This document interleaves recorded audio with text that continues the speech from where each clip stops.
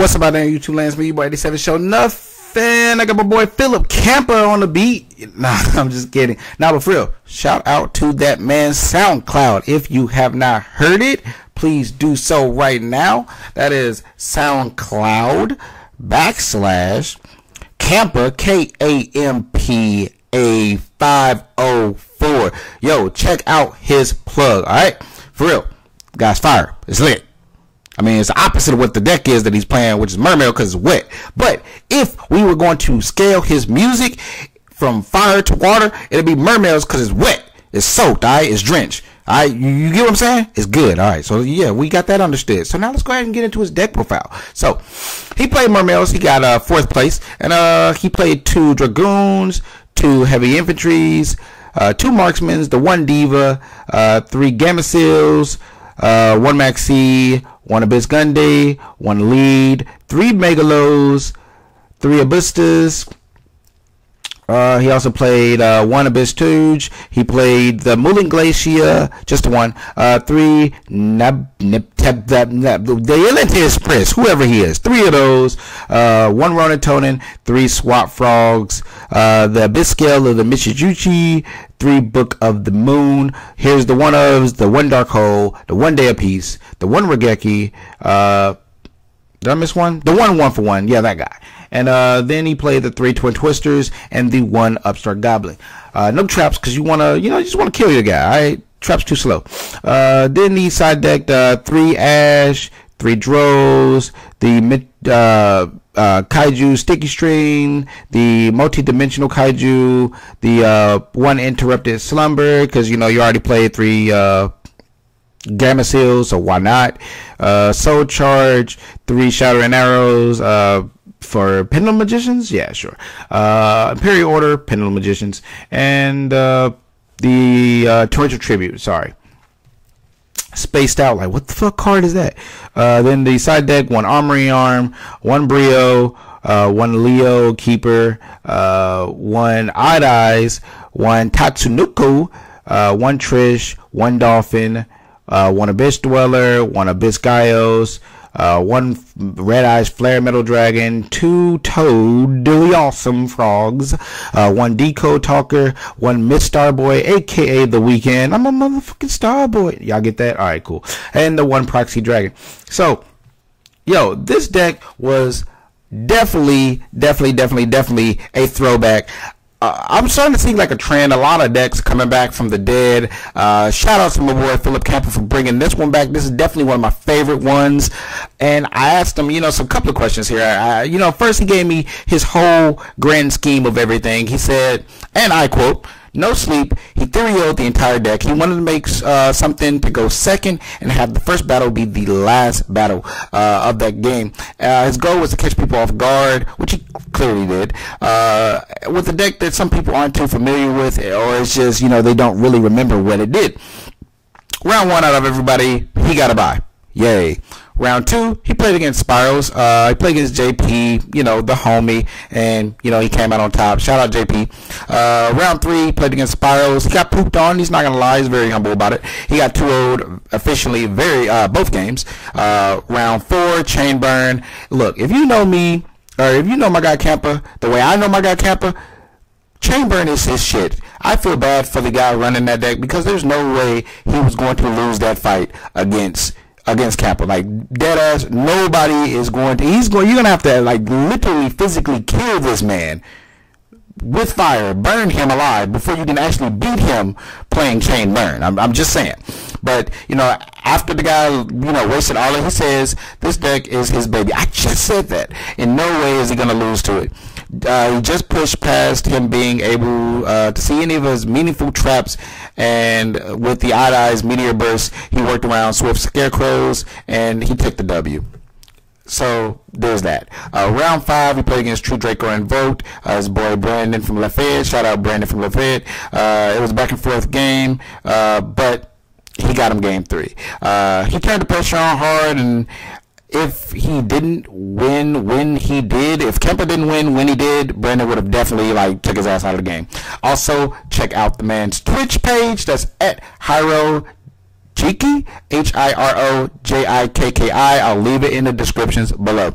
Round 6, he played against Spirals, and he received a game 1 loss for having a side deck card in his main deck before the game started. That was his opponent. And then game 2, his opponent beat him, so he got to go second in game 3, and he blew him the fuck out. Round 7, played against Trickstars. It was back and forth. That's some Aaliyah shit. Throwback. Y'all don't know about that. But game 1, it was over in a flash for him. Game 2, he pulled out the W, made a huge board with Soul Charge. Game 3, he held him off as long as he could until the Trickshot shenanigans came for that ass. But it ended up being a draw. So, after going 5-1-1 with everything said and done, he got 4th place, the pink swaggy deck box, the play mat, and he wants to give a shout out to all of the Louisiana crew: Malik Alstar, Anthony Vo, Derek the Dump Truck. I'm not sure if that's good or a bad nickname. And there's a few things he wanted to change, but I'm gonna go ahead and let you guys know what all that is. So I asked him, what would you change and why? He said he wanted to find a way to fit in Moria Greed. He didn't want to play Desires. You can call him bad all you want, but he understands that you need to have some of your key cards, and if you banish them with Desires, you're probably not going to have a good chance of winning. And I asked him, why didn't you want to play Evenly Match? He says the first battle phase needs to be the last battle phase. Evenly Match just did not fit what he was aiming to do with the deck. He did like the idea of it, he just did not like it for this deck. He wanted to kill his opponents as quickly as possible, and you can't do that if you play Evenly Match because you're going to give up a battle phase. So I asked him what was his hardest matchup. He said definitely Spirals, but he worked past a few of them. It's just rough when you don't have anything to out the sleeper, but after you out that bastard, pretty much you can kill him in that turn every time. So after that, I asked him what was the MVP card of his deck. He said Swap Frog held it down. That's this little guy right here. Oh, it's my mouse. Where are you going? Don't go anywhere. Stay there. So I asked him what was his MVP card. He said Swap Frog. Pretty much he baited out everything, all the BS, because you know you can just put it back in your hand and just do it again. But he baited everything out, and then after that, aside from because you know nobody wants to deal with a Toad. Totally Awesome is a real ass card out here in these streets. So a lot of people wanted to deal with Swap as much as possible, but other than that, Brio held it down. He took care of everything he was supposed to take care of, and the Weekend, aka Mr. Boy, was there just about every game, and they made sure his opponents were DED dead.